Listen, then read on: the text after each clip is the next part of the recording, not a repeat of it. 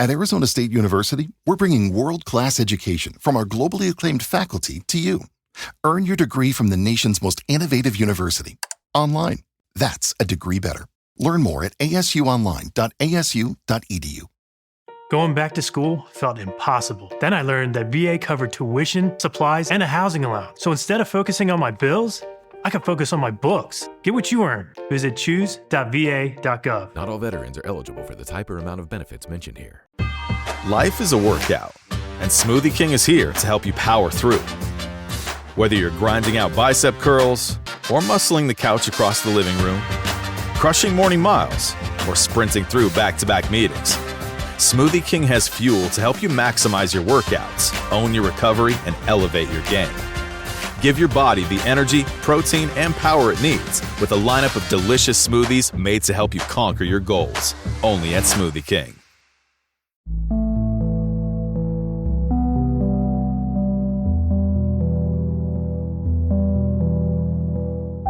Hey everyone, and welcome back to Exposed, Scandalous Files of the Elite. I'm your host, Jim Chapman, and I'm back with the second episode in this brand new series I call Fatal Fortune. Last week, I brought you into the case of Mike Williams, who went missing on December 16th of the year 2000, and I left off some 16 years later after Mike went missing when his former wife, Denise, shows up at the sheriff's office, this is in Leon County, Florida, to report an attempted kidnapping by her estranged husband and Mike's best friend, Brian Winchester. I also played you the full police recording from that day, and if you noticed, the last 30 minutes of that interview became more of an interrogation of Denise over the 16-year disappearance of Mike. So that police interview ended,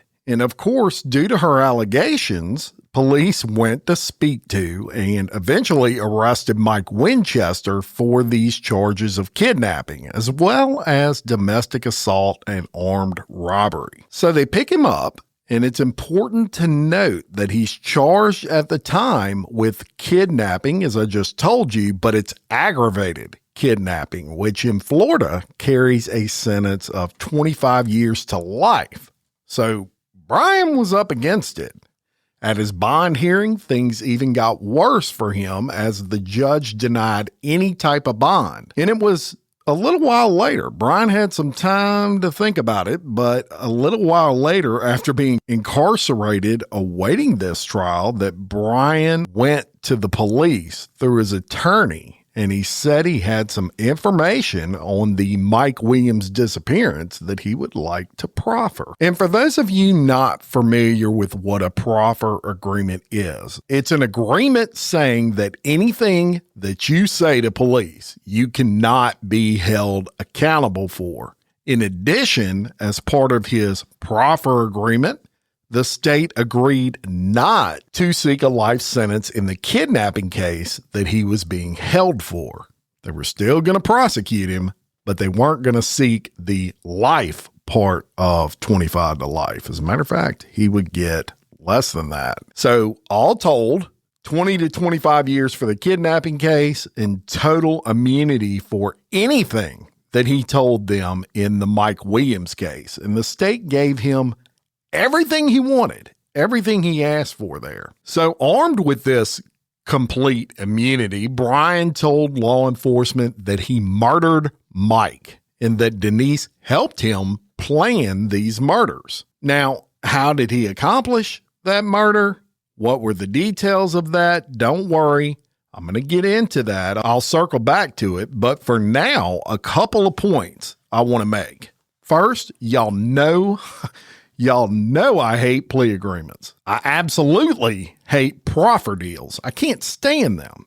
This is one of the very few times I sort of get it. Without these guys' story of what the fuck happened to Mike Williams, they knew that with every passing year, the likelihood of that case being solved became less and less. In this case, unless something completely unexpected happened, would never be solved. Now, most importantly, as part of the proffer agreement, Brian had to lead investigators to the remains of Mike Williams, which he did some 17 years after he buried it.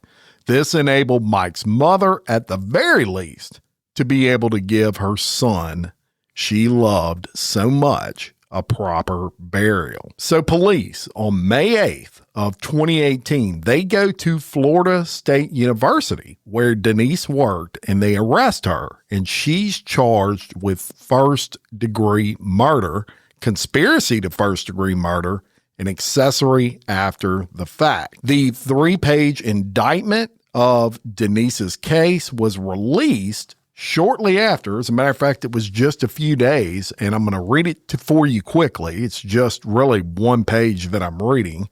Count 1, between March 1st of 2000 and December 16th of 2000 in the county of Leon in the state of Florida, Denise Williams, also known as Denise Winchester, agreed, conspired, combined, and confederated with another person, Brian Winchester, to unlawfully kill a human being, Jerry Michael Williams, and the agreement, conspiracy, combined, or confederate was perpetrated from or was premeditated design or intent to effect the death of Jerry Michael Williams. That was count 1. Then count 2 goes through the same kind of introduction with her name and everything. But the difference here is it says she was principal in the unlawful killing of a human being, Jerry Michael Williams, perpetrated by Brian Winchester in Jackson County, Florida, by shooting Jerry Michael Williams with a firearm, a dangerous weapon, and the killing was perpetrated from or without premeditated design. And then the third count, between August 1st of 2014 and December 19th of 2017 in the county of Leon in the state of Florida, Denise Williams did unlawfully maintain or assist the principal, Brian Winchester, by giving any aid, knowing that he had committed the crime, murder first degree, that resulted in the death of Michael Williams, and did so with the intent that the offender would avoid or escape detection, arrest, trial, or punishment. So that was her 3 counts. Now, if you're like me, you may have wondered, if Brian confessed to being the one who killed Mike, how can Denise be charged with first-degree murder? And the answer to that, the simple explanation is, in Florida, if you commit any act that furthers the offense, you're just as guilty. Think of it like this. If you and I decide to rob a bank, and I drive you to the bank, but I don't actually go into the bank with the gun and help with the holdup, but I drive you there, I'm just as guilty as you are, and we're both going to be charged with bank robbery. I don't actually have to go in there and hold the bank up. It's the same thing here. So Denise, at this point, she's facing a life sentence. Now, I'm going to back up just a little bit, because several key things happened between the time that Brian Winchester was arrested in August of 2016 and Denise was arrested in May of 2018. For example, on May 4th of 2017, Denise and Brian's divorce became final. On December 19th of 2017, Brian Winchester was sentenced to 20 years in prison for that aggravated kidnapping of Denise. And the very next day, on December 20th of 2017, that's when he led police to the remains of Mike Williams. And why did he do that? Why did he wait that long? It was because he wanted to make sure of his sentence first. Once they agreed to sentence him to just 20 years in prison, he knew that they were sticking up to their side of that proffer agreement, and he did lead them to those remains. So with Denise arrested, she gets held, no bond, and the trial starts. This is in late September of 2018. And for me, really 3 people during this week-long trial, 3 people's testimony stood out more than anyone else's. That's Mike Williams' mother, Cheryl Williams, Kathy Winchester, who was Brian's wife. She is now Kathy Thomas. And of course, Brian Winchester himself, whom you might say was the state's star witness. And so I'm going to play you Miss Cheryl Williams' testimony first. And y'all, this sweet lady is maybe just what you would picture. She's elderly at this point, and she can barely see above that stand. Literally, her neck and her head is all you can see because she's a short little thing. But she bravely testifies for about 15 minutes. Here's that clip. Good afternoon. Good afternoon. Can you please introduce yourself to the jurors? What's your name, ma'am? What's your name? Cheryl Ann Williams. Miss Cheryl, how do you spell your first name? Cheryl. And Miss Cheryl, you are in fact Mike Williams' mother, are you not? Yes. As well as Nick Williams? Sir? As well as Nick Williams? Yes. Do you have any grandkids? Yes, sir. One of those grandkids, Ainsley. Yes. And who is Ainsley? Mike's daughter. And that's from his marriage with Denise, correct? Right. Now, Miss Cheryl, it's my understanding that you kind of run a little bit of a daycare, not really run a daycare, but you take care of kids on a daily basis, is that correct? Yes, sir. It's kind of what you've done most of your life. For 50 years. Take care of your kids? Some. Okay. What about neighborhood kids? Neighbors, yes. Friends? Friends' kids? Yes. How many kids on a daily basis do you take care of?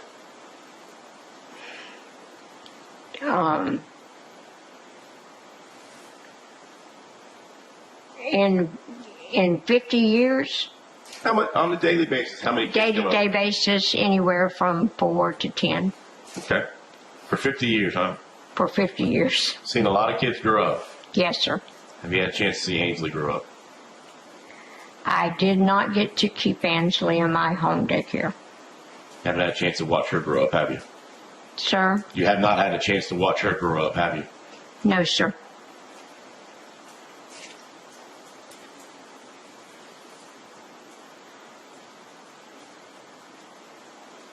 Talking about Mike Williams' death, as we now know it. Back in 2000, it was a disappearance. Yes. The initial theory was that he was missing and possibly eaten by alligators. Right. You never believed that, did you? No, sir. And in fact, you took lots of steps to initiate an investigation, did you not? Yes. Put up posters, Yes. wrote the governor, Yes. put up billboards, Yes. and in fact, you were able to get an investigation launched, were you not? Yes. At some point, did you have a confrontation with Denise about your beliefs that Mike being still alive? Yes. How many times? Twice. When was the first time? It was August of 2001. So, 9 months after Mike went missing. Yes. Where was this? It was in her front yard. What happened? I had been trying to get publicity for Mike's disappearance. I had written the letters to the editor at the Tallahassee Democrat, begging them to do a story about Mike's disappearance. Finally, a reporter, Tony Bridges from the Tallahassee Democrat, read my letters to the editor, and he was doing a story about people who were missing locally in Tallahassee area. He called me to ask me if he could include Mike in those people, and I told him yes. Nick took a picture to the Tallahassee Democrat, and he did a story. When the article came out in the newspaper, Denise called me on the phone. She was livid. She said, "You and Nick need to come over here right now." We went to her house. In the front yard, we weren't even invited inside. She was screaming at me She was mad about the article. And she said, screaming at me, I don't ever want to hear Mike's name again. I don't ever want to see Mike's picture in the paper again. I don't ever want to know anything you're doing about Mike again.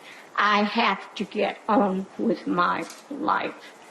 And I asked her, I said, if that were Ansley in the lake, you would just leave her there? And she said, I would believe the authorities. Then she said, if you persist in trying to get a criminal investigation, you will lose Ansley.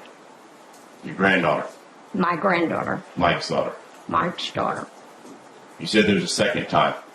The second time was Let me stop you right there real quick before we get on. Okay. Yes, there was a second time. You seem to have a very good grasp of dates and names. I do. Okay. Been a passion, obviously, for your sons Yes. for a long time. Yes. Taking a lot of steps, correct? Yes. Let's talk about the second time then. Where did the second time happen and when? It was January 8th, 2005. Nick and I were at the restaurant eating lunch. She called Nick on his cell phone, and she said, what time is Cheryl going to be at home?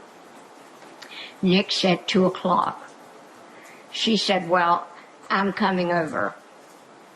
The next day was January 9th. I thought that she was going to bring the baby to see me for my birthday. We had not seen her since Halloween in 2004. Let me stop you right there. So your birthday is the very next day? It was the very next day, January 9th. And if I understood you correctly, the last time you saw Ainsley before then was Halloween. Was Halloween of 2004. Okay, so it was October. So from October to January, you hadn't seen her.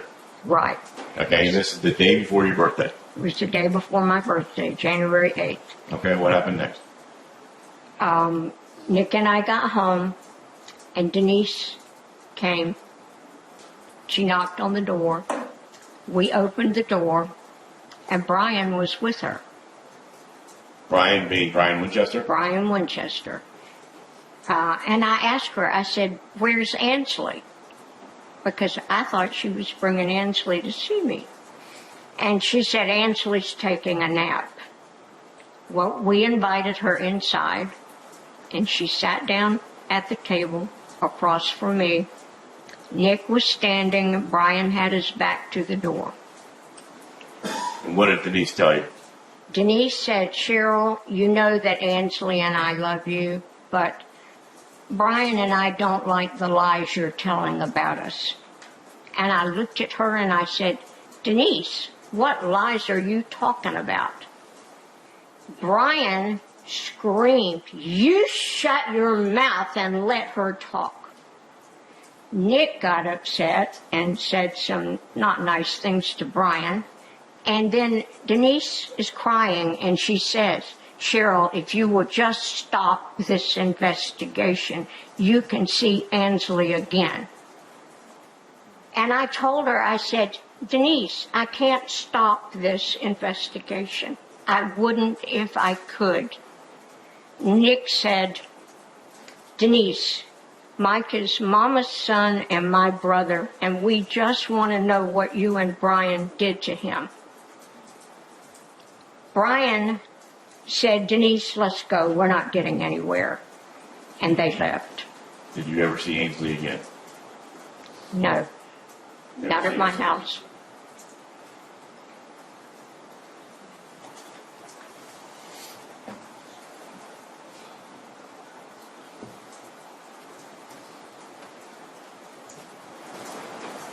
Showing the previously marked state's exhibit number 15.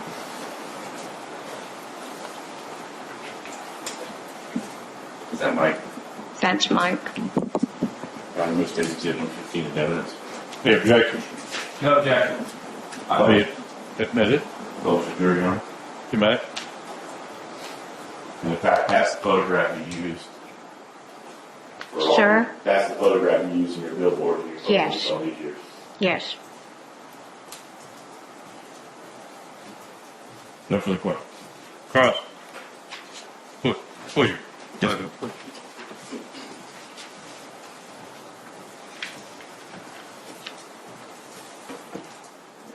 Good afternoon, Ms. Williams. Good afternoon. I am Phil Padovano. You and I have not met. I'm just going to ask you a few questions, and I'm certainly sorry that it has to be under these circumstances, but I do have a few questions I want to ask you. The first time that Denise confronted you was, I think you said it was in the summer of 2001? Yes, sir. And by then, a circuit judge had declared Mike dead by that time. Is that right? Yes. And by then, the family had had a memorial service for Mike. Yes. And is it fair to assume that Denise would have had to explain to Ansley, would have to deal with the fact that her dad wasn't home, and try to explain in the best way you could to a child what had happened?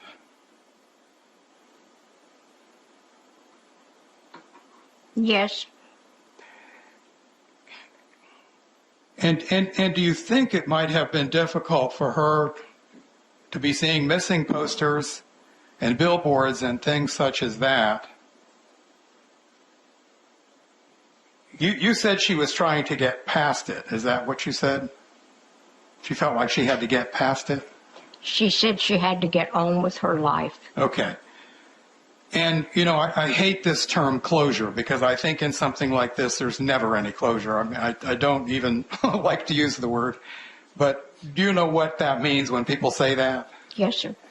And do you think that some people might have this need then to get beyond a certain point and not say, I've grieved. I've grieved the loss of my husband. I've grieved the loss of my child's father.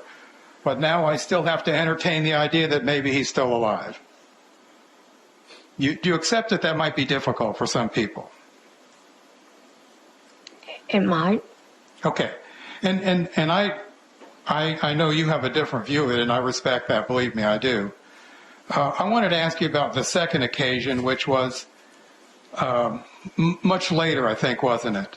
Right. And I think that I heard you say,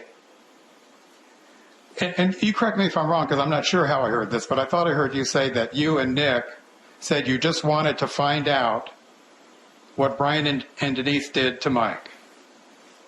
Right. Is that right? Right. Now, if Denise is innocent and she thought that you were accusing her of doing something to your son, do you think it would be logical for her to be upset with you?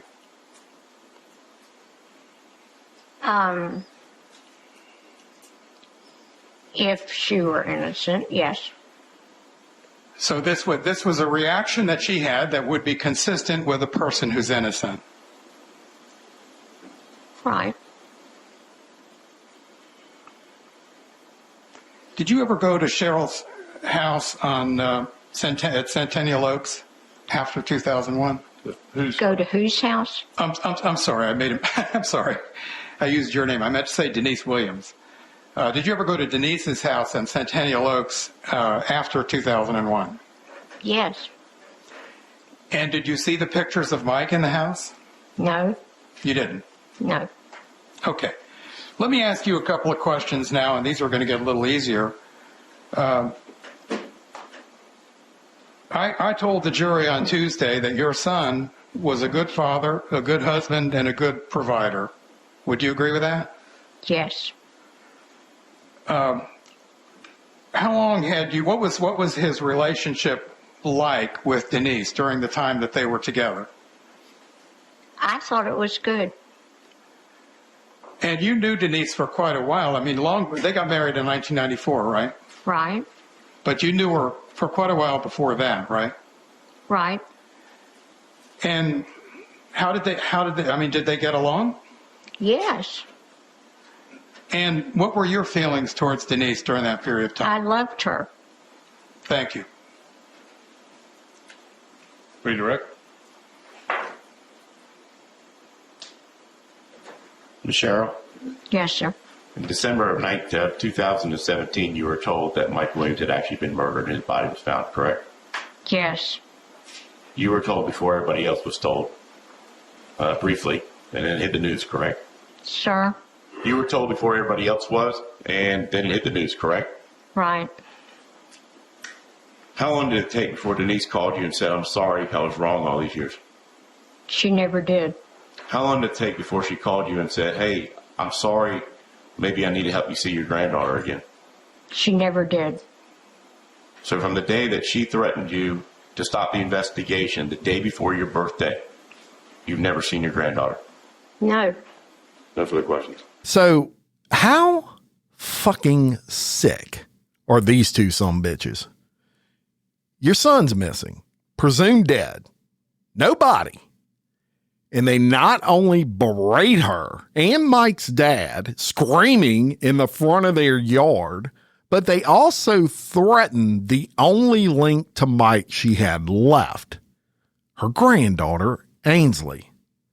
It's just despicable and it's heartbreaking. And lastly, on that testimony, how about the prosecutor bringing up the point that despite Brian Winchester confessing to killing Mike, not one fucking phone call from Denise saying, I'm sorry, I was wrong. I'm so glad that we figured out who did this, but I feel like such an asshole for marrying this guy. None of that.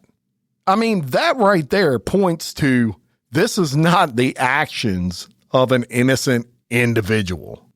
Great job by the prosecutor pointing that out. Now, next, I'm going to bring you the testimony of Kathy Winchester, who is now Kathy Thomas. She's remarried. And that's Brian Winchester's ex-wife. And remember, these were bestie couples, right? They hung out together all the time. You're going to find out they did some other things together as well. But I'm going to play you her testimony, which is very interesting. And it's about an hour and 15 minutes in length. So like I did last week, I'm just going to play it and I'll pick up with Brian Winchester's testimony next week. But here's that. Much love. Ma'am, can you please state and spell your name for Madam Court Reporter? Catherine, Katherine, Thomas, Thomas. Ms. Thomas, do you currently live in Tallahassee? No. Where do you live? I live in North Carolina. Okay. At some point, did you live in Tallahassee? Yes. Did you grow up in Tallahassee? Yes. Do you know who Mike Williams is? Yes. How do you know Mike Williams? I know Mike Williams. We met in elementary school. Okay. What elementary school? North Florida Christian. Okay. So how long did you know Mike? I met him when we were in 5th grade. And so I knew him from then and until he passed away. Were you friends with Mike? Yes. Can you describe that friendship? Were you just friends? Did you ever date? Anything like that? We were friends. We did date, went together. You know, when we dated, we couldn't drive, so, but we remained friends throughout, our growing up. Were you friends after high school? Yes. Okay. Do you know who Denise Williams is? Yes. When did you first meet Denise Williams, and what was her name at that point? I met Denise Merrill in 9th grade at North Florida Christian School. We went to high school together. Were you friends? We were friends. We weren't best friends in high school, but we were friends. We cheered together, and it was a small school, so everyone knew each other pretty well, and we were friends. Good. Now, did Mike and Denise date in high school? Yes, they did. And they eventually got married, is that right? That's correct. Do you know who Brian Winchester is? Yes. Who's Brian Winchester? Brian Winchester, I met him in 9th grade, also at North Florida. And we started dating when I was, we were juniors. We were both juniors in high school. And then we eventually got married also. When did you get married? We got married in 1994, May of 1994. Okay. And were Mike and Denise married around that same time frame? Mm-hmm. They were married in December, but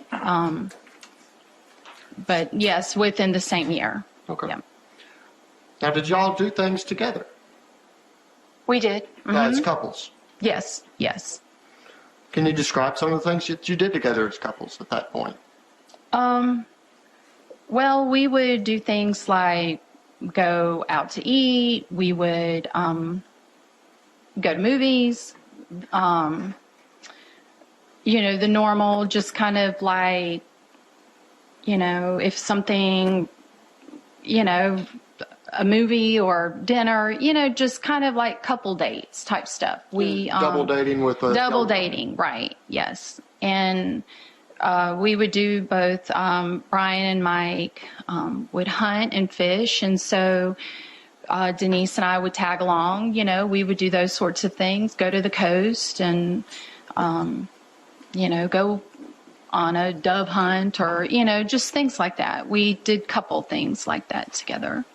Now, you and Brian had a son together, is that right? Yes. And when was your son born? He was born in February of 1999. And Denise and Mike had a daughter? Correct. And Ansley was born around the same time as your son? She was born in May of 99. Okay.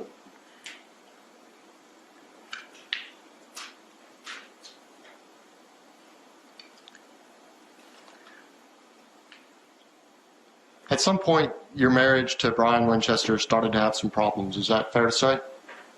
Yes, that's correct. You eventually separated? Correct. When did you separate? We separated September 11th, 9/11 of 2001. 2001. Correct. Okay. And when did you finally finalize the divorce? The divorce was final in 2004, April of 2000. April of 2003. I'm sorry. Ms. Thomas, you're a little nervous today, aren't you? I am a little bit nervous. Okay. And this is hard to talk about. Fair? Mm-hmm. Yes.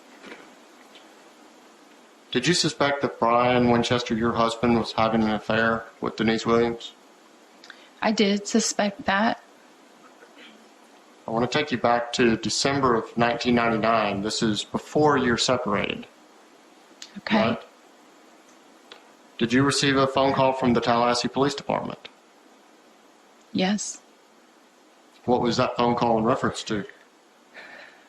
It was in reference to there was a police officer who was standing at Brian's truck, and she said, ma'am, I'm here. Your truck is in this parking lot. And she was just like doing a call, sort of like, this truck is here. And I guess she had looked at the registration and saw that it was ours. And so she was at Brian's truck.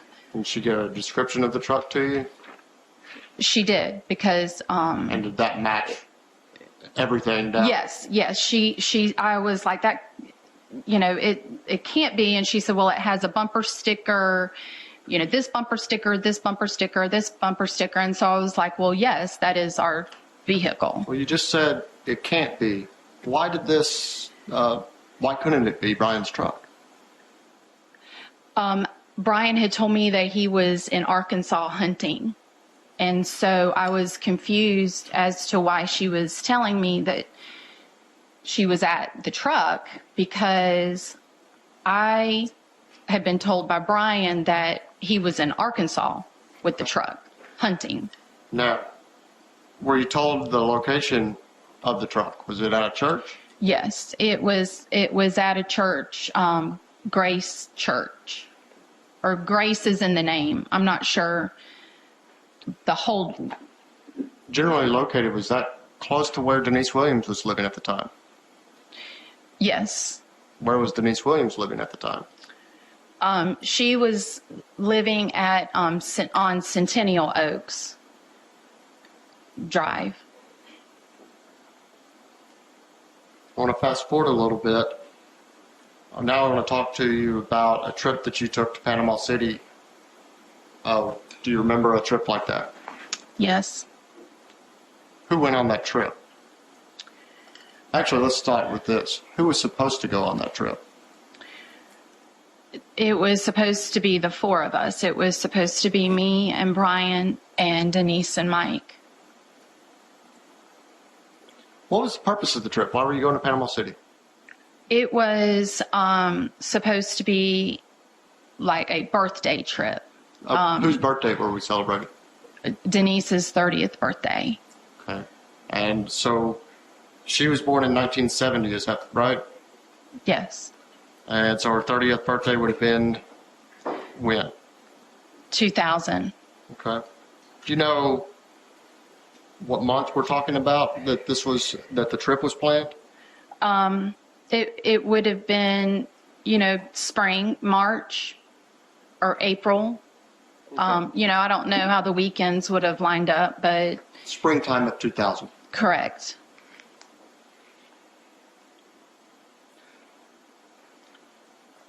And what was the plan? Were you meeting someplace and driving over together, or what? The plan was for Mike and Denise to come over to our house on Minnow Creek Drive, and we were going to all drive together over there And to Panama City. did Mike show up? No. Did Denise show up? Yes. Were you informed that Mike wasn't going? Yes. How did that make you feel? I didn't want to go. Why? Because at that point in our lives, whenever it was just me with Brian and Denise, it was uncomfortable. I felt like a third wheel. I felt like I was on a date with the two of them. So how did you respond to the idea of going to Panama City with Denise and your husband? I said, if Mike doesn't have to go, I don't have to go either. I didn't want to go. And I had, I guess, sort of a little tantrum, and I ran inside and I locked myself in the bathroom and I said, I'm not going. But you eventually went. I did. Why did you go? Just because as I was there in the bathroom, they were on the other side just talking me into going. Okay. And So let's talk about the trip itself. When you got there, do you remember going out to clubs? I do. Okay. Do you remember going to a strip club? I do. Was Brian and Denise both present for that? Yes. Did you drink a lot that weekend? Or on that trip? Yes.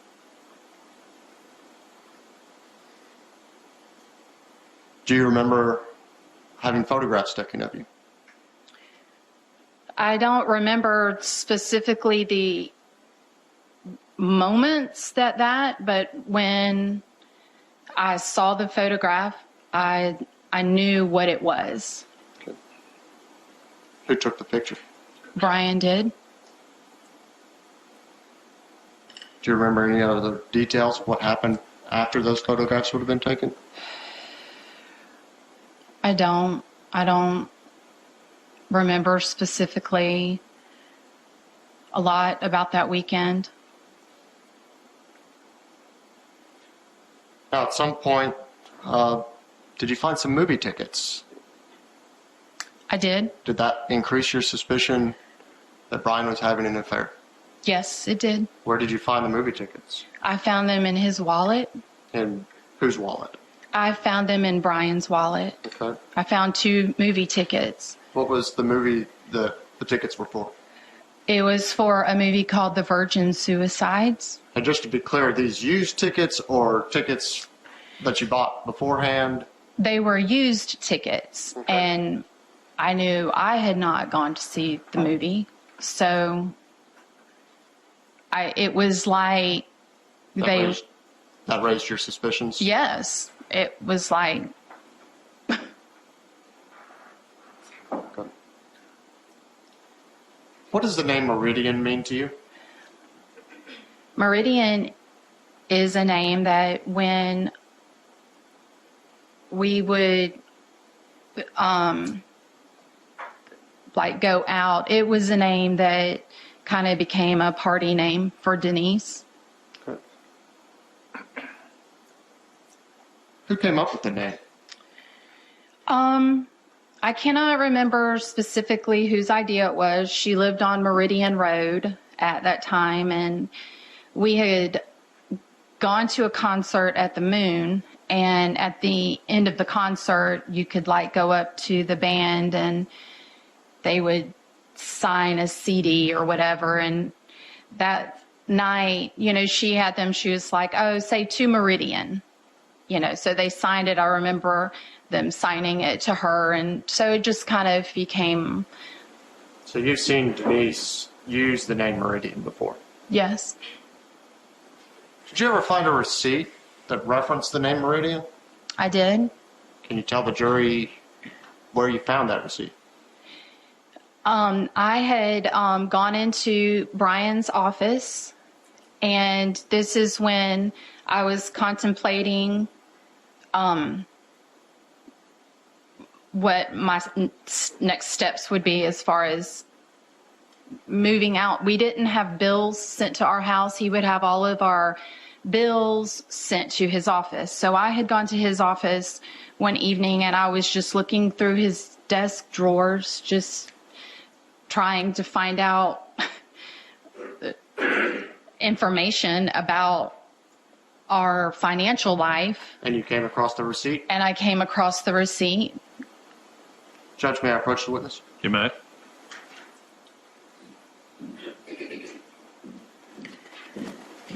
Ms. Thompson, I'm going to show you on the mark in State's Exhibit 20. Is this the receipt that you're talking about? Yes, sir.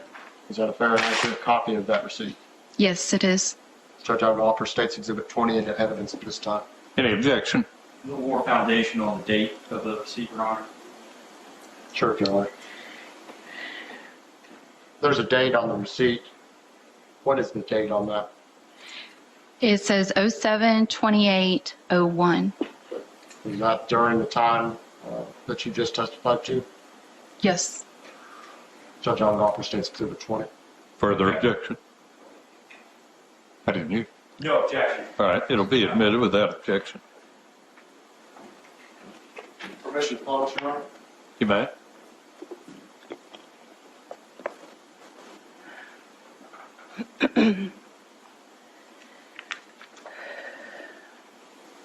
And Ms. Thomas, this is obviously a copy, and we can't flip over the first part of the receipt. Is that right? That's correct. Can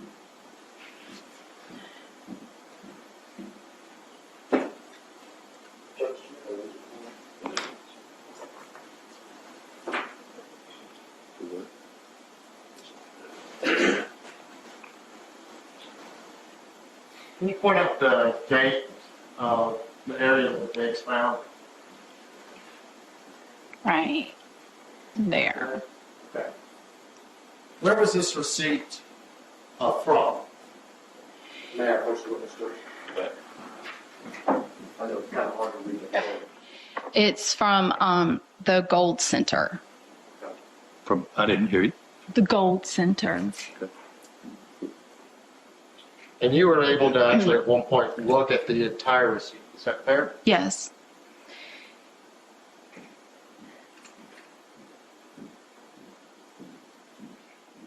What was the receipt for?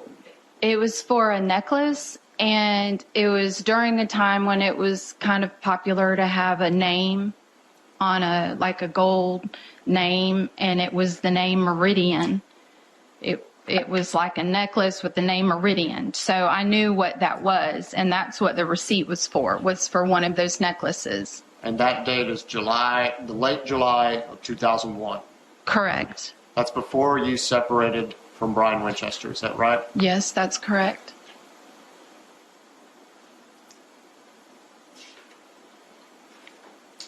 And you separated from Brian Winchester approximately about a month after that. Mm-hmm. A month and a half? Right. Mm-hmm. She's trying to take down what you say, so Oh. you'll say yes. Yes. No, it'll Okay. assist her, please. I'm sorry. And ultimately you divorced Brian Winchester. Yes, sir. I want to fast forward now to August of 2016. Were you aware that Brian Winchester kidnapped Denise Williams, who was then Denise Winchester? Yes. Okay. After that occurred, did you have conversations with Denise Williams about what occurred? Yes. About a week after that incident, that kidnapping, did Denise ask you to do something? Yes. What did she ask you to do? Denise asked me to tell Marcus to get a message to Brian that I'm not talking.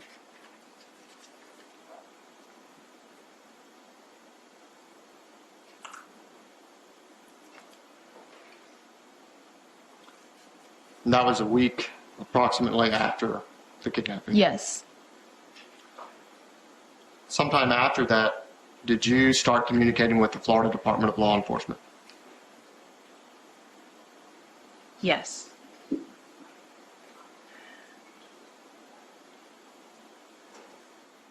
me go back. Who's Marcus? Marcus is Brian Winchester's father. Marcus Winchester. Okay. When you say I'm not talking, is it referring that Kathy Thomas is not talking or Denise Williams is not talking? That Denise was not talking. She wanted me to tell Marcus to tell Brian that she wasn't talking. And she said, I'm not talking. But that was her saying that to me. Okay. After that, at some point, did you start having communications with the Florida Department of Law Enforcement, FDLE? Yes. Was there anyone in particular that you started communicating with? William Michler and Mike Devaney. And at some point after that, did you agree to start working as a confidential source? Yes, I did. As part of that, were you given a way to make recordings? Yes.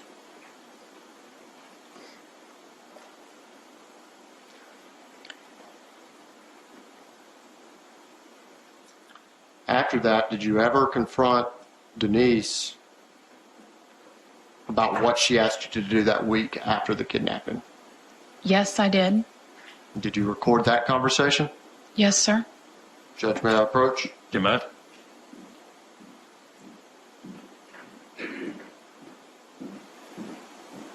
Ms. Thomas, I'm showing you what marked State's Exhibit 16.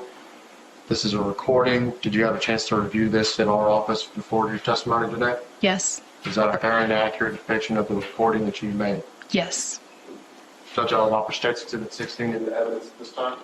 Any objection? No, Your Honor. It'll be admitted. Permission to publish, Your Honor. You may.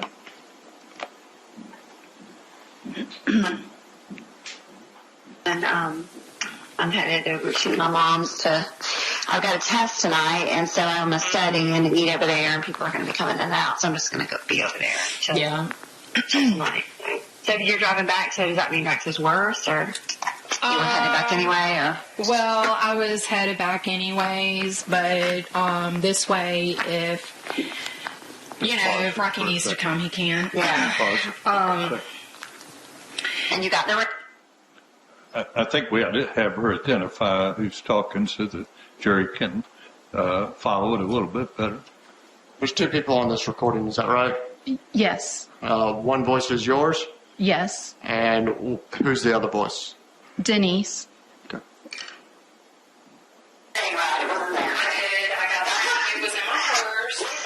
Shut up, so I couldn't even talk to you. I was just like, okay, I'll just stick it in you first. Hang on one second. I just got in the car. I just stopped to get coffee. Let me get... That person who just said, I just got in the car, I just got to get coffee, whose voice is that? That was me. Okay, so the other voice is Denise. That's right. All right. Okay, so I am... It's starting to mist again. This is going to be like a miserable drive. So I'm kind of freaking out about this subpoena. I'm sure. When is it? It's February 22nd. Person who's talking about a subpoena, that was your voice, right? Yes. And the person who said, I'm sure, that's Denise Williams' voice. That's correct.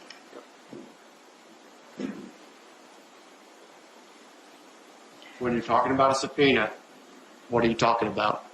Well, as one of the things that, as a confidential source, that William Mickler, you know, we were going to say that I had received a subpoena, so that that was going to be a subpoena for me to have to talk to Mr.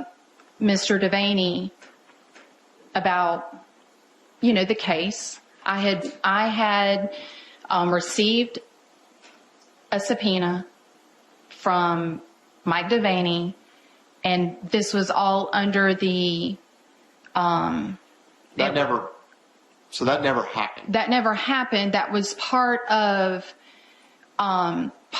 being the confidential source. That's how we're getting to everything to Correct. bring up the subject. To bring up the subject, correct. For me to talk to her and say, I have received this subpoena. I'm going to have to talk about this. And this conversation is us talking about what I'm going to be saying in that supposed subpoena. Okay. Yeah. Come back to it. Like, you don't have, like, you have to travel and they can't do it there, all that kind of stuff. The attorney that I talked to, he's just like a mortgage attorney. Yeah. So he said, he's like, you know, I could call. He's like, I don't do this, but I could call and see if you could do it over. You know, he's like, you would have to go somewhere where you would get sworn in, because the whole thing is like getting sworn in. Yeah, yeah. So I was like, all right, well, you know, just let me kind of figure out what I'm going to do. Because Andy had said that to you. Remember when you were going to get deposition? But that was a subpoena too. Right. But I don't know if they ever did it. But. No, they didn't ever do it. I just can't imagine that. What if somebody lived in Alaska or in another country or, I don't know, whatever. Well, here's my problem, and I'm gonna get upset here, but my problem is that I can't really talk to Rocky about any of this.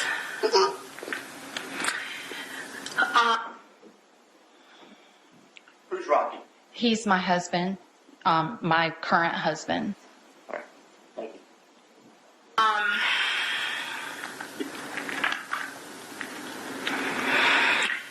Because I know they're wanting to talk to me about Mike. And I mean, over the time that we've been married, I've always just pretended like I don't know anything. And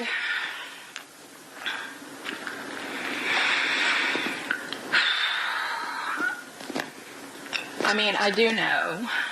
What do you know? Well,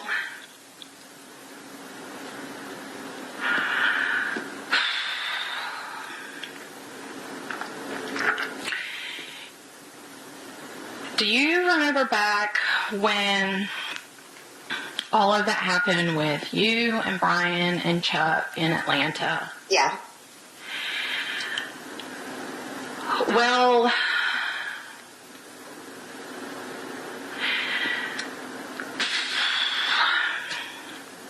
Brian called me at the shop crying and before mad.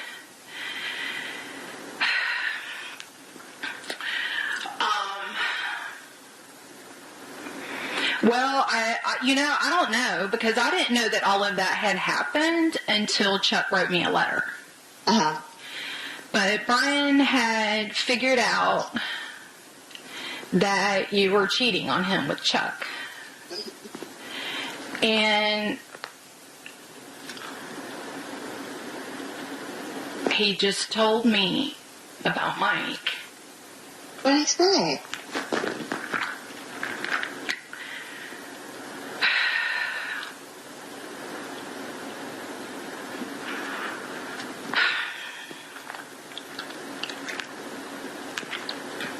He called you upset about Chuck, and then he wanted to talk about Mike. He was mad at you.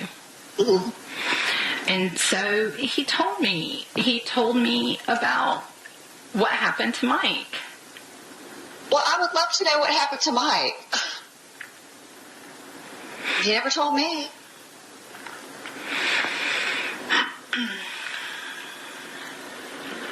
They said they found his remains and that he was beaten or that he was shot. Brian told me that y'all planned it. Planned what?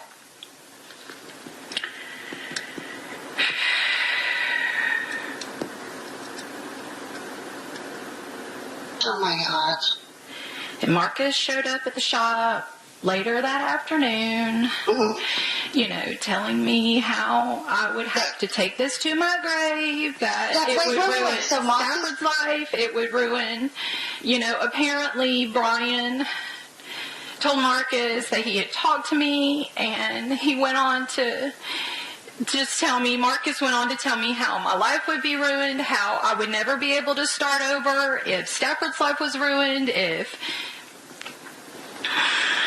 So Marcus knew?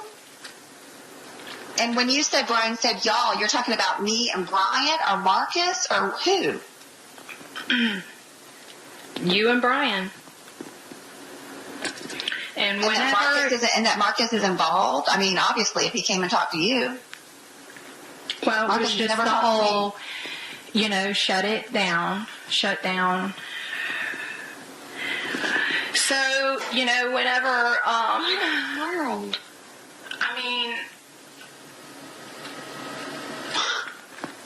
it's. And then you got a letter from Chuck. My parents got a letter too. But you got a letter from Chuck, and he's talking about it too, or no?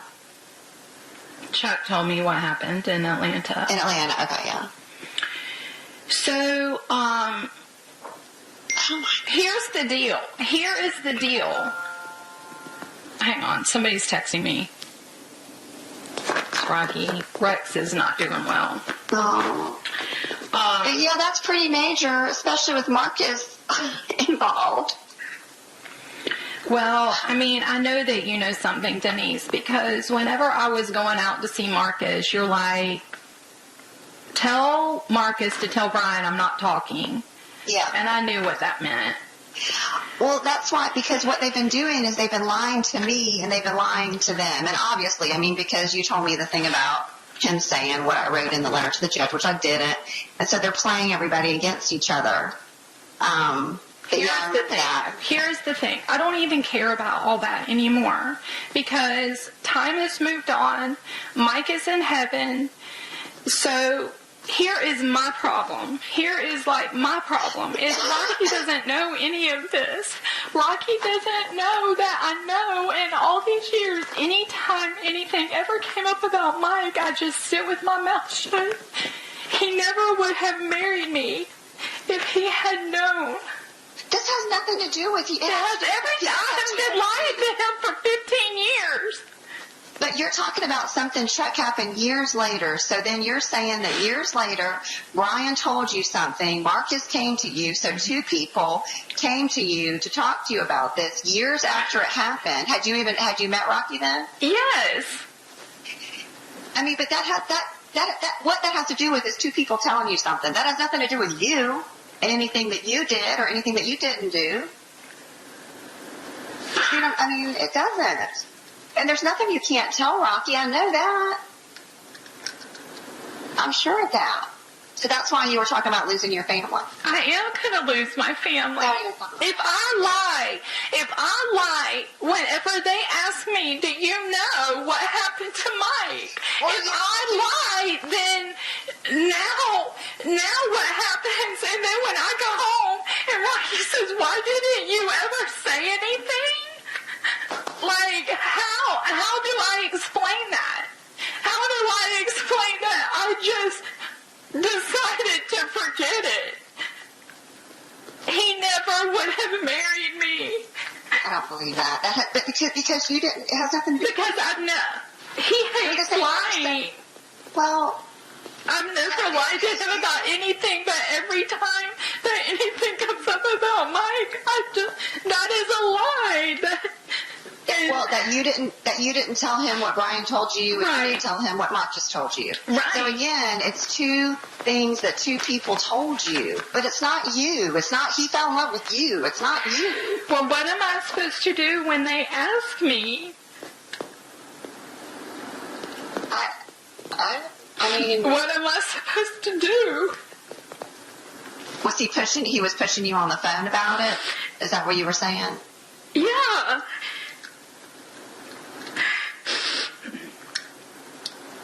Rocky's like, why do you have this? Why do they want to talk to you? I mean, my guess was because you were married to Brian at the time. You knew Brian. I'm guessing that, I don't know. I mean, if all this is tied to this guy that he talked to, then I'm guessing he wanted to talk to you because you were friends with us. But, I mean, but again, it has nothing to do with Rocky or your girls or your family. Nothing. They weren't even around then. And you weren't either. This is years later. Because I'm trying to think, it was at least 3 years later. When I was with Chuck.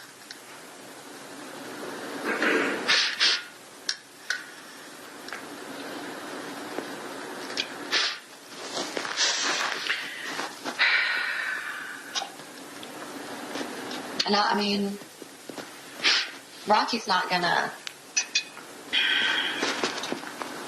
stuff that you kept inside that people have told you, if you decide to tell him, he's gonna be fine. If you don't, he's not gonna be like, we're getting a divorce. I mean, there's no way. And if you would have told him back then when y'all were engaged or getting engaged or whatever, it had nothing to do with him meeting you, him falling in love with you, him wanting to marry you, your family. It has to do with Brian and Marcus.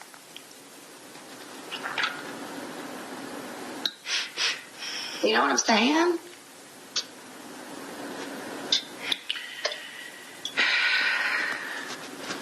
So it's February 22nd, is that what you said? Mm-hmm.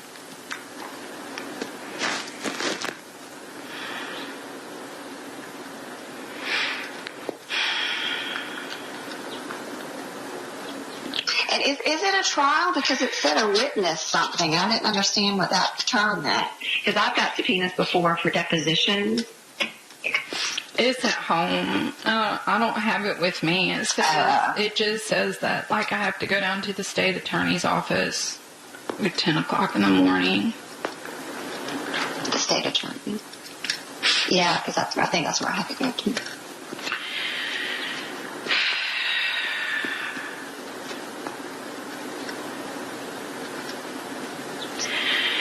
And you and Marcus, have y'all ever spoken since? Has he ever said anything to you since? No.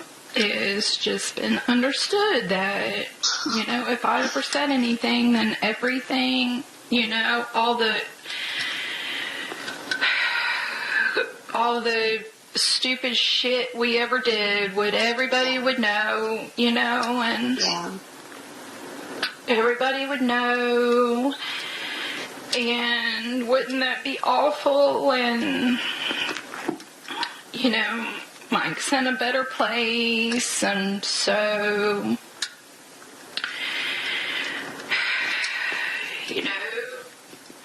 but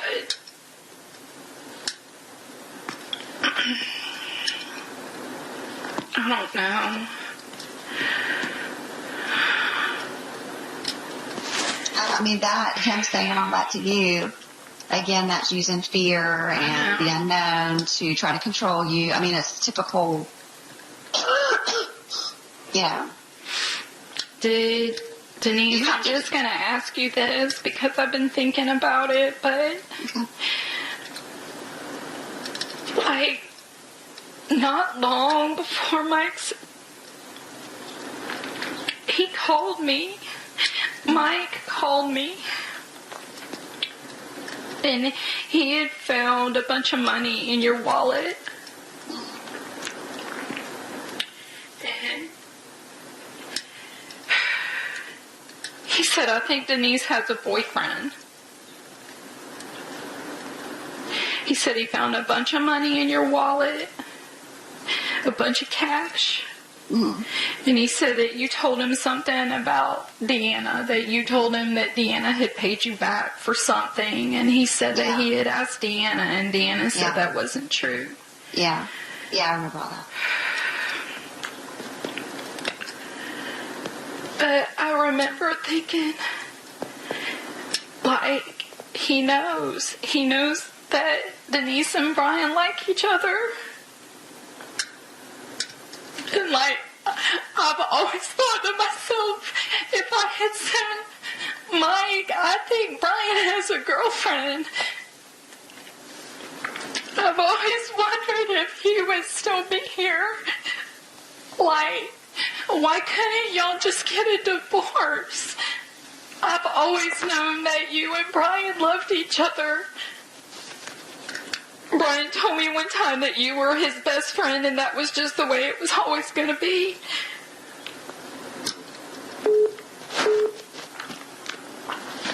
Did Mike find out? No, that was all. I remember him calling Deanna. I'm pretty sure he told me that he had called you. But I know for sure he called Deanna because we talked about it. And I remember the conversation.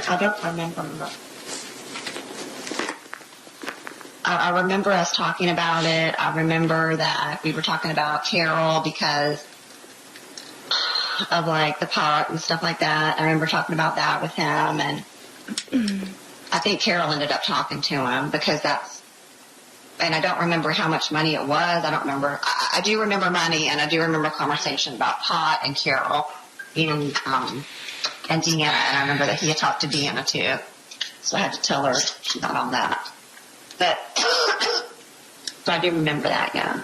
I guess I didn't know that he had talked to you, but.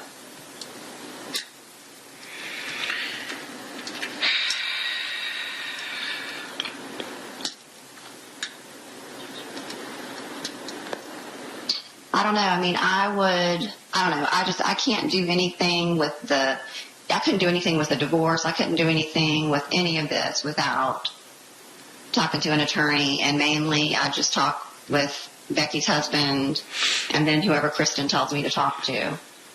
But I don't know.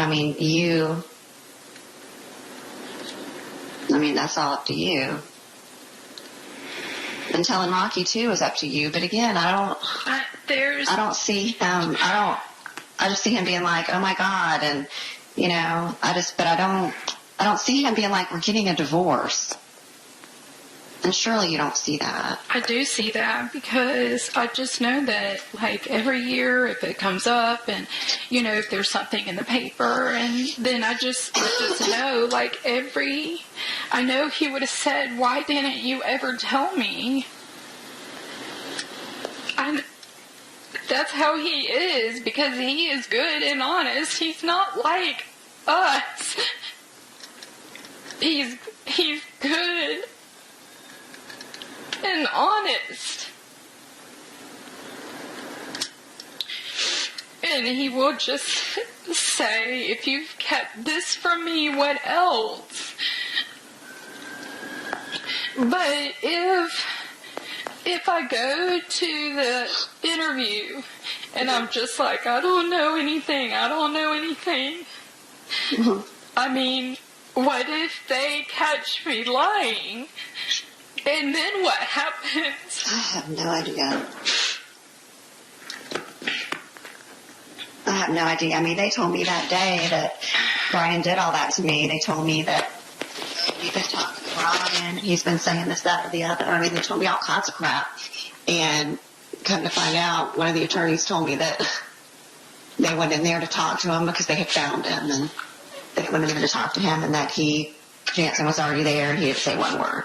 So, I don't know. So what my point in telling you that is, they could say, "Oh, we know you know." They can say whatever they want to say, and it's legal for them to do that. So, whether they ever say, "We know you're lying," or "we whatever," I mean, you don't know. You have no idea if it's true or not, because I usually find out later what's the actual truth. And yeah, the guy asked me about you, but he just asked me about our relationship or whatever. That guy Mike, when he was fishing me when he started questioning. When you went into the police? Yeah. But I mean, it was just, what was your relationship? Stuff like that. It wasn't anything about Marcus's name didn't come up or anything like that. Well, I'm sure I would guess if they are doing this to you, they're doing this to Marcus. I mean, but I don't know. I don't know, but I'm thinking that when I get back, I'm going to get just they called me while I was in town. I don't know how they know I was in town. And so I'm going to get just a throwaway phone, because God, who knows? I mean, I don't know. I'm just scared. I just feel like, why do they keep calling me? Calling me this weekend, and left a message that they knew I was in town. So I think that they're listening to me. Probably. I mean, I don't know, but they could be. I don't know. I mean, my advice to you is to talk to Rocky. I cannot do that. I don't have anywhere to go. I don't even have a job. I just don't think it's going to be what you think it's going to be. I really don't. And I don't know how you can be married to him for the next how many years and not say anything if it's bothering you that bad. It wasn't bothering me until I got a subpoena, until I have to do it. Yeah. That's it. I can think on.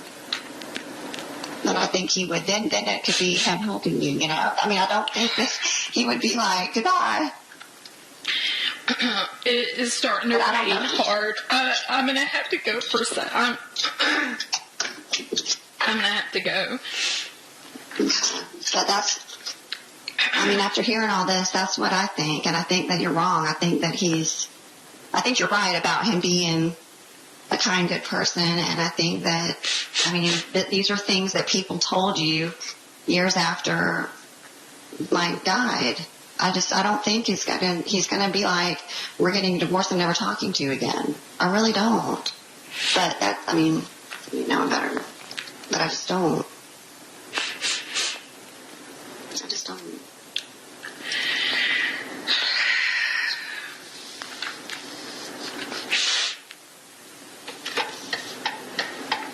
I'm going to pull over here.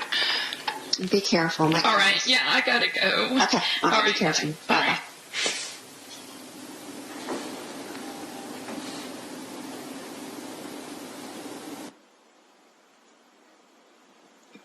That other voice on the tape is Denise Williams, right?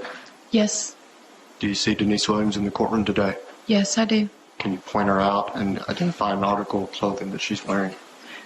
Yes, she's right over here to the right of me, and she's wearing a gray sweater.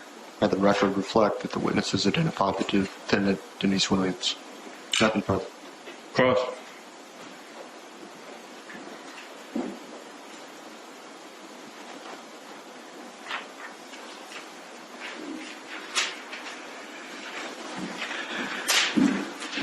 Good morning, Ms. Thomas. Good morning. In that tape recording we just heard, was it FDLE's idea for you to cry and be upset? Is that natural? I don't remember having it. I don't understand the question, I guess. Well, you indicated that FDLE had set you up with a little bit of a script about having a subpoena. Correct. Told you as an investigative source to make calls to Denise Williams. Yes.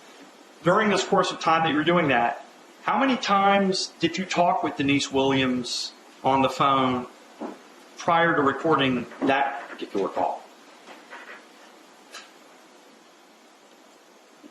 As a confidential source or just in general, do you mean? Just in general. How often let me help you out here. Let's just pick a narrow time frame. Let's say beginning January 1 of this year, 2018. Okay? Okay. As I understand it, this phone call was recorded when? Sometime in February of 2018? Yes, sir.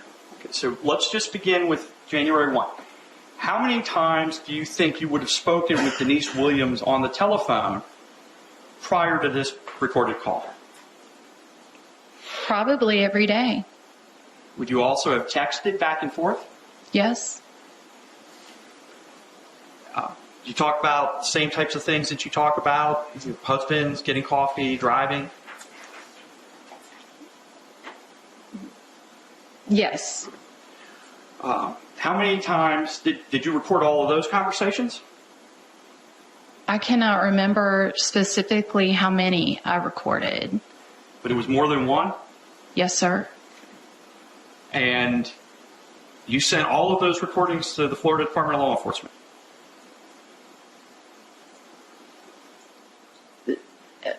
I'm not sure that I understand every one of our everyday conversations or every one of the recorded conversations. Well, let's start with the recorded conversations. Yes, I gave all of those to FDLE. Yes, sir. How many of those do you think there were? I think there were maybe 4 to 6. And those were all the conversations that were scripted out by the Florida Department of Law Enforcement to lie to Ms. Williams that you had received the subpoena when in fact you had not. When I was working for FDLE, yes, sir.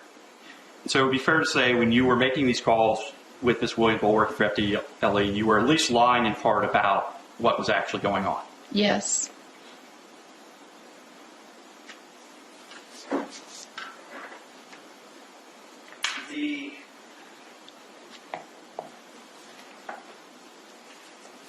And that phone call speaks for itself, so the jury's heard it, they could hear it again. So I'm not going to get into what everybody said, what you said, only to suggest that Denise is your friend, isn't she? Yes. And as that phone call was ending, she was trying to be your friend. She was telling you to be safe, wasn't she? Yes, sir. And you two probably talked the day after that phone call, didn't you? Yes. Now, you testified on direct examination that you suspected that Brian Winchester and Denise Williams were having an affair. You suspected that. Yes, sir. But you don't know that, do you? I never caught them kissing, or I never saw with my own eyes them specifically in a physical embrace. No, sir, I never caught them. You don't know if they were having an affair as a fact. I never caught them in the act. That is correct. That is a fact. You had talked about well,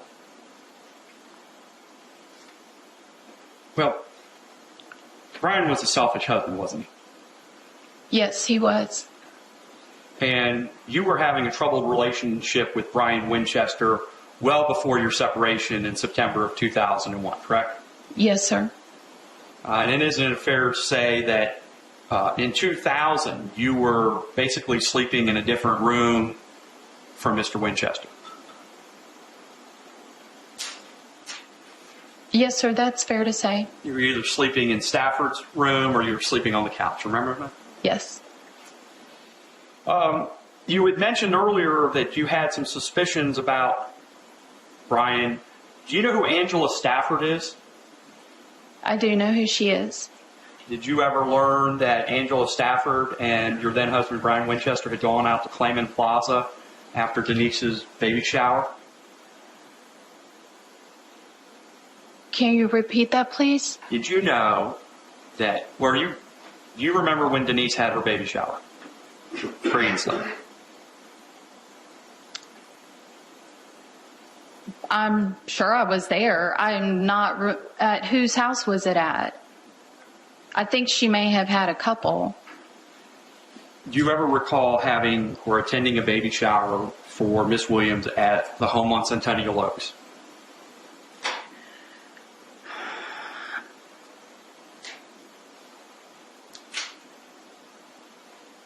I don't have a recollection of that. Specifically, did something happen at the baby shower?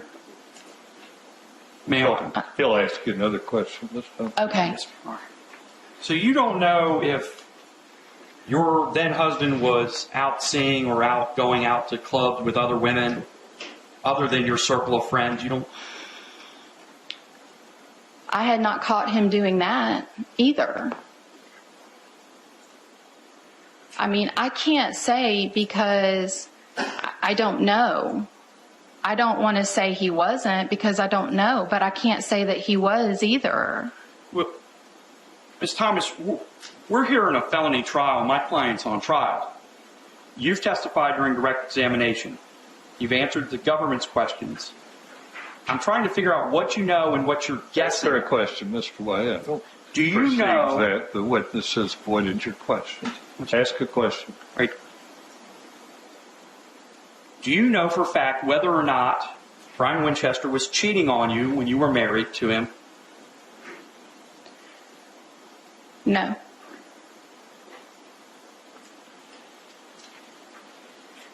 The virgin suicide movie receipt, do you know for a fact whether or not that has anything to do with Denise Williams?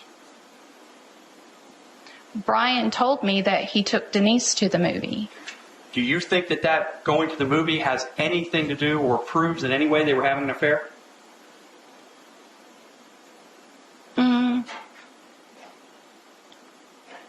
I didn't know he was going to take her to the movie beforehand, and he did it without telling me, and he told me later that it was her that he had taken. So I guess no, it doesn't prove anything. He just took someone else on a date without me knowing, but I guess I can't. And when was that movie?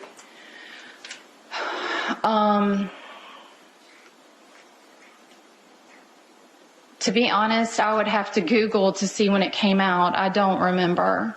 I'm sorry. You testified earlier that you went to Panama City for Denise's 30th birthday party and you struggled with it because it was a difficult time. You didn't want to go. Correct. You've seen the photographs from the state attorney's office that have been introduced into evidence of you and Miss Williams at the beach and you and Miss Williams at the club? No, May I press the winch around with Good night.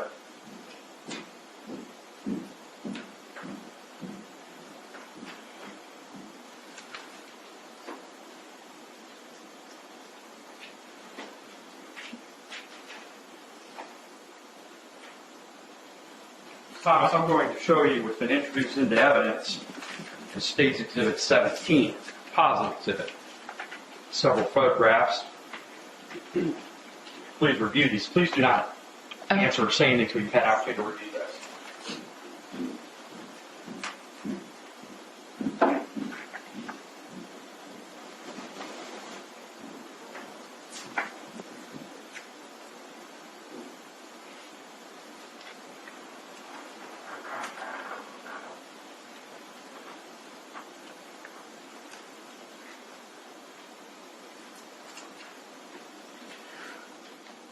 Ms. Thomas, are those photographs from that weekend trip to Panama City in 2000? Yes, sir.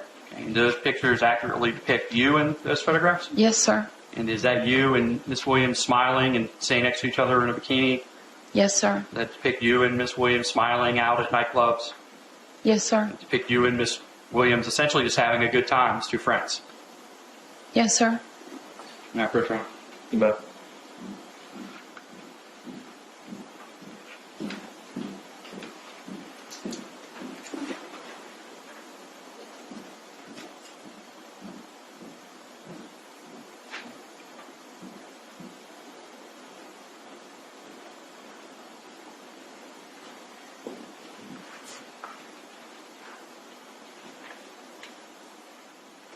Ms. Thomas, when you were making these controlled calls as it relates to my clients, when you had learned from the Department of Law Enforcement that Mike Williams' remains had been found, correct?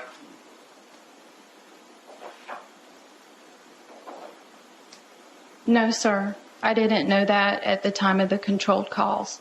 You were not aware that in December of 2017 there was a press release and Florida Department of Law Enforcement announced that they had found Mike Williams' remains and reclassified the case as a homicide? I'm sorry. Yes, sir. I did know that. Wait a second.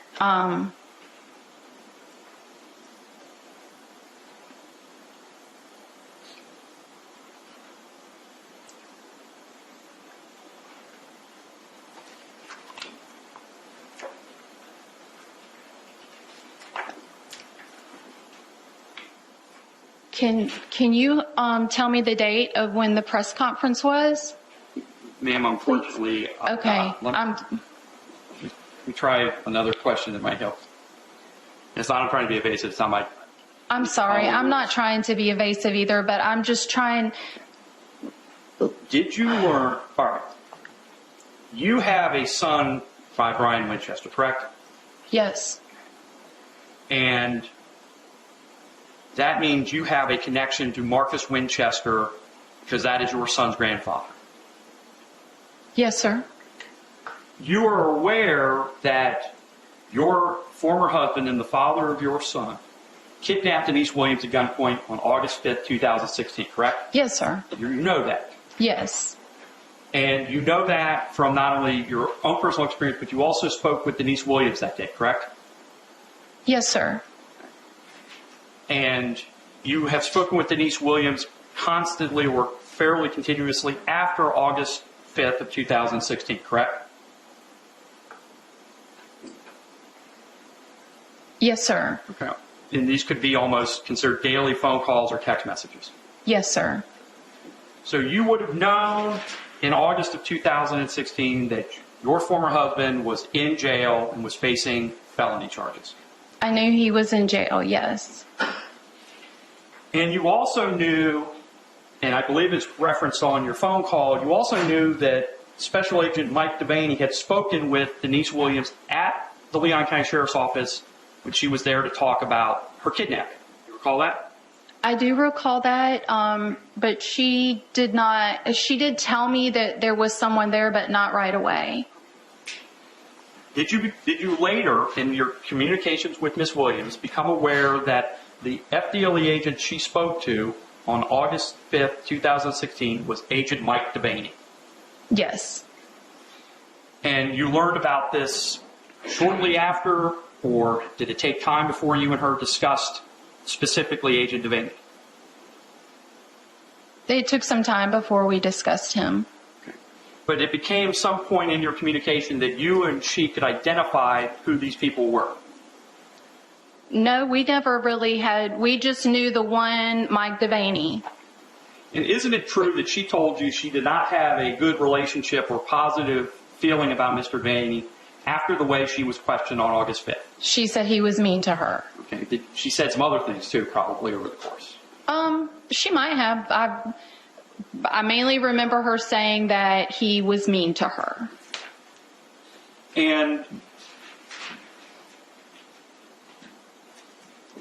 that's also why there's so you know from your previous communications with her, when you're talking about Agent Devaney on that controlled call, you know there's a history between those two, and you already know that Miss Williams doesn't like Agent Debate.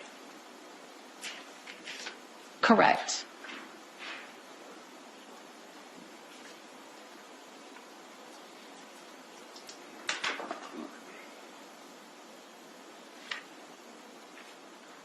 There are things in that recording, again, the recording speaks for itself, but the name Charles Bunker comes up in there.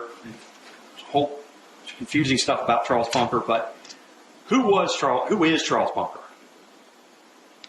He was a man that Denise had worked with, and I guess she had dated him. Did she date him about the same time that you were getting formally divorced from Mr. Winchester? Approximately. And their relationship was open and notorious. People knew that they were dating, or you knew that Denise and Charles Bunker were dating. Well, I had found that out from Brian. She and I were not communicating a lot after I had separated from Brian. Our relationship was not very close for a couple of years around that time. So, I knew that from Brian, and, we weren't talking during that time, we weren't talking on a daily basis like we were currently. Would it be fair to say that your relationship with Miss Williams became closer after she filed for divorce from Brian Winchester? Yes. That would put you two in the Brian Winchester ex-wives club together? Mm-hmm. Yes. Did she have many of the same, did she talk with you about many of the same concerns she had trying to divorce Brian Winchester as you had had? Yes. Couldn't get documents? Correct. Brian Winchester didn't want to say no, didn't want to give up? Correct. And in fact, when you went through and finally got your divorce from Mr. Winchester, I believe the final hearing was right here in this courthouse, wasn't it? Correct. And if I recall correctly from previous testimony and your own knowledge, Mr. Winchester sat one row behind you and cried. Correct. But to be fair, Mr. Winchester never really tried any reconciliation attempts with you, did he? No. He just didn't want you to be divorced from him. Correct. And then once you got your finalized divorce and you were no longer married to Mr. Winchester, you started a relationship with your current husband, Mr. Thomas. Correct. Right. And Brian didn't like that, did he? No. Did he try to stop your marriage to Mr. Thomas? He did. So as soon as you became engaged or romantically involved with another man, Mr. Winchester's efforts to try to bring you back intensified. Yes. Because up until the divorce, he hadn't really cared. That is correct. Now, you were finally able to marry Mr. Thomas in 2004? Yes. And thereafter, Mr. Winchester and Mr. Williams and Miss Winchester got married.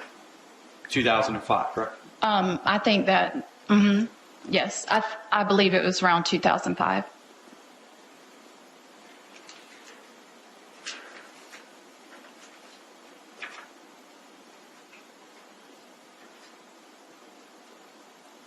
When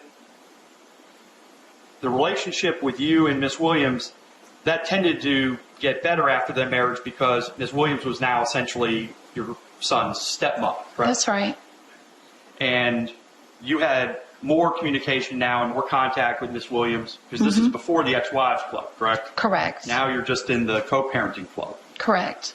And Denise was good to Stafford, wasn't she? Yes. She looked after her? Mm-hmm. Yes. And isn't it true even after, well, let me ask you a question. As part of your divorce agreement with Mr. Winchester back in 2003, was Mr. Winchester obligated to provide private school tuition? Yes, sir. And as Stafford grew older, he ended up attending the McClay School, correct? Yes. He went to high school at McClay. Yes. Now, about the time he started high school at McClay was about the same time that Miss Williams and Mr. Winchester separated, correct? Yes, that's correct. Do you know in your review of the circumstances related to your son whether or not Miss Williams actually paid Stafford's tuition at McClay? That was what she had told me. But I never, I wasn't on the financial part, so I can't say who paid, but that is what she told me, yes. And Stafford's tuition ended up being paid? Yes. And this was at a time when she wasn't even in a ongoing relationship with Mr. Winchester. She was trying to get divorced from him. Yes.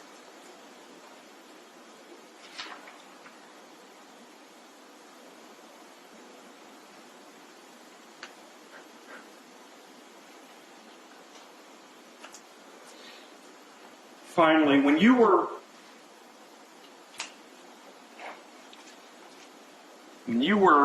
working with the Department of Law Enforcement in February of 2018, that was before you found out conclusively that your former husband had killed Mike Williams, wasn't it?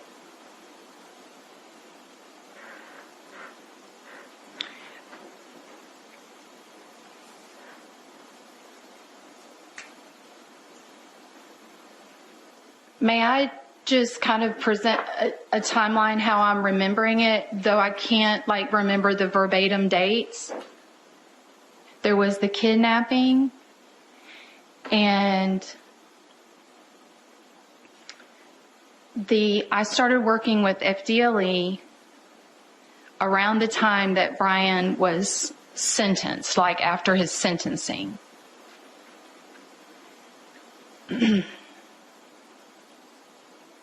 So,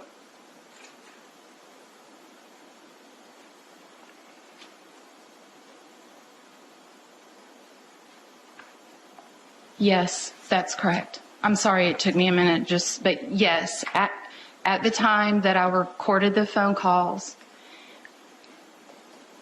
I had known that Mike had been found.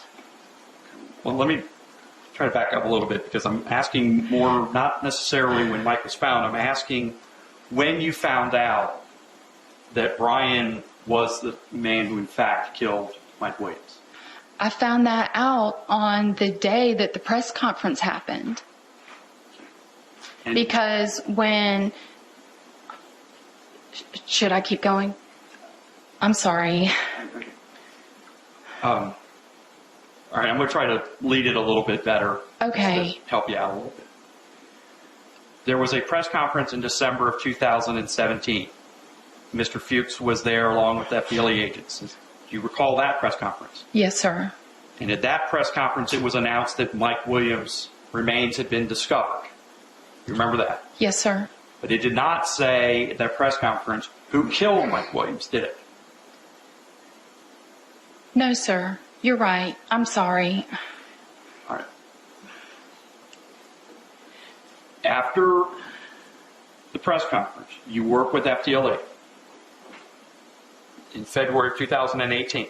Mm-hmm. Yeah. Ma'am, I'm going to need you to answer yes or no for the court order, please. Yes. Did FDLE, during this time you were working with them, ever tell you that they knew that your former husband, Brian Winchester, had actually killed Mike Williams? Yes, they told me what his testimony was. They told me what he said he had done. And they told you that before you started working on recording the phone calls? Yes. Nothing further, Your Honor. Please, Rick. Ms. Thomas, you would agree with me that affairs, especially when you're married, are meant to be kept secret. Is that fair? Yes, that's fair. And you don't know that your then husband, Brian Winchester, was having an affair with Denise Williams because you never caught them red-handed. That's correct. But you had some pretty high suspicions about it. Is that fair? Yes, sir. And we talked about the recorded calls and the number of recordings. Of the number of recordings that you made, does that change the context of the recording that was played for the jury?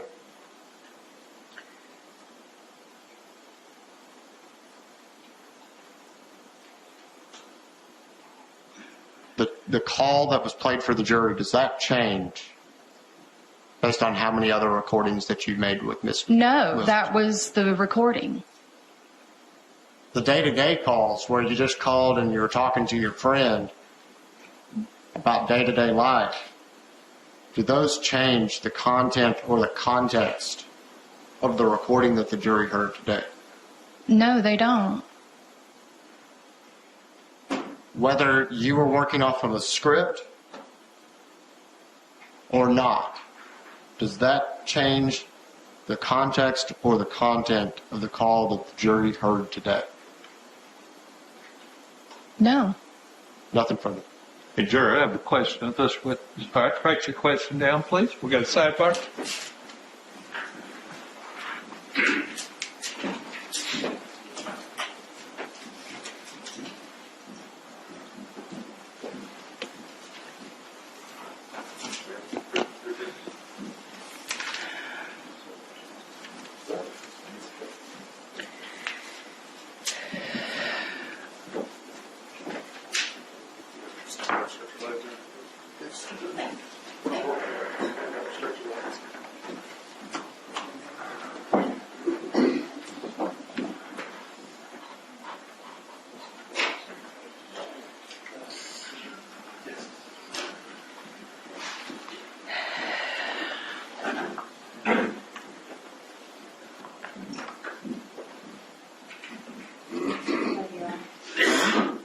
Ms. Thomas, we have a couple of follow-up questions from the jury. The first one relates back to the date that Mr. Mike Williams disappeared, December 16, 2000.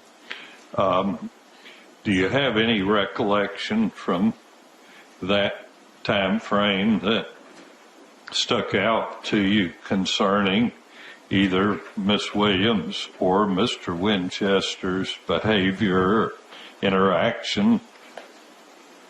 Anything specific that stood out to you from that date or close to that date?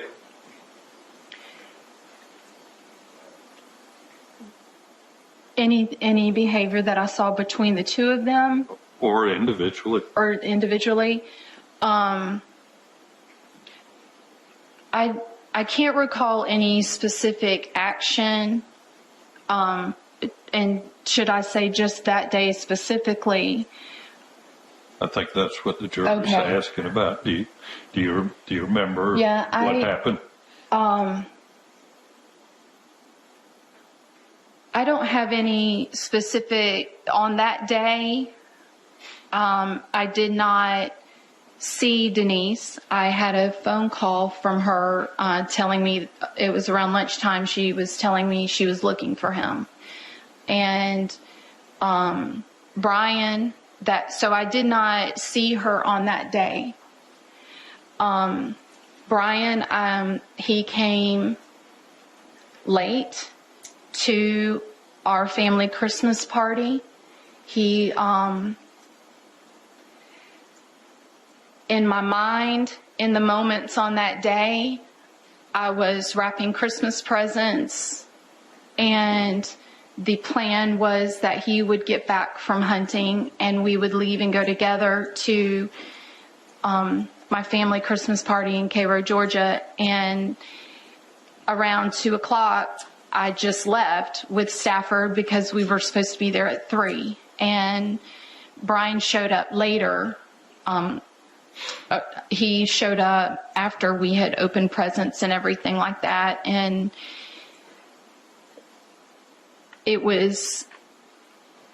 there was, in that moment, it just seemed as if Mike had gone hunting and just hadn't come back. I didn't see anything. So there wasn't anything unusual about Mr. Winchester's behavior that you remember other than being late for the party? Yes, sir. Okay. Have you ever physically met Angela Stafford? I believe so. I believe that we would have met at, and I know who she is, but she was not someone who was someone that, And back then, you know, you didn't have Facebook and things like that where you might recognize someone even though you didn't see them a lot. I feel that I would have met her. I know that I must have met her, but we were just acquaintances. Okay. Did Miss Williams appear emotionally distraught about the disappearance of her husband? We're talking about now back in late 2000, early 2001.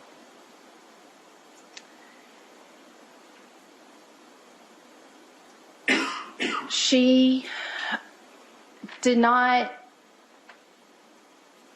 seem distraught. In those days, after Mike was gone, I can remember saying to Brian, I think you've answered the question. Any follow-up, Mr. Rogers? No, Any follow-up, Mr. White? No, Your Honor. All right, you can step down.